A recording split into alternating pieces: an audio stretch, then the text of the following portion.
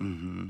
Who are you trying to convince, Brian? Me or you? Brian later confesses his feelings, and after an honest talk, he and Lois agree to stage as friends. But that doesn't just stop Brian from obsessing. Over the years, he repeatedly tries to win her over, most notably in the episode where he marries her after Peter is presumed dead. The marriage doesn't last long because Peter came back alive and reunited with Lois. Lois, however, admitted to Brian that she was just one day away from finally pushing their beds together. Think, Brian, I was like a day away from having sex with you.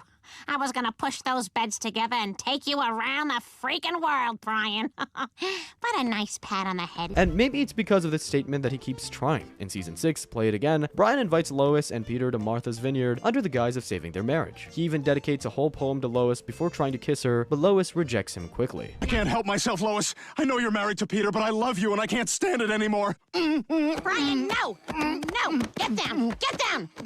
This is a good sweater! Off! Off! But Brian's failed attempt to win over Lois isn't the only thing he's messed up. He's also a failed author who keeps chasing a writing career that never takes off, no matter how hard he tries. Brian has written 3 books, Faster Than the Speed of Love, Wish It, Want to Do It, and Chasing My Tail, with only Wish It becoming a best-selling book. The idea of being a successful author is all he thinks about, even if he never puts in the actual work, and this is what Stewie mocks him for. Got a nice little story you're working on there, a big novel you've been working on for 3 years. Yeah, got a compelling protagonist.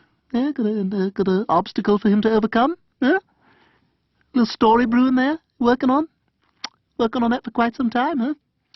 Yeah, talking about that 3 years ago. Yeah, been working on that the whole time. Later in the episode 420, Carter Peter Schmidt publishes 2 million copies of Faster Than the Speed of Love and gets Oprah Winfrey to endorse it. But there was a condition. It would be released if Brian did a public musical performance to make marijuana illegal. With Stewie's support, he agrees to do so, but it was later revealed by Tom Tucker in a news broadcast that it set a record for the worst-selling novel of all time. The Speed of Love has astonishingly not sold a single copy thanks to universal panning by literary critics. Brian clings so tightly to his identity as a writer that anytime someone else in the house shows more talent, he spirals into jealousy and insecurity. One major example is when Stewie wrote a genuinely impressive play. Instead of being supportive, Brian pretended it was terrible, trying to discourage Stewie's efforts. And if that wasn't petty enough, he even buried the script to hide it. But Stewie eventually found out and confronted him, leading to a tense and emotional argument, one where, surprisingly, Stewie got the final savage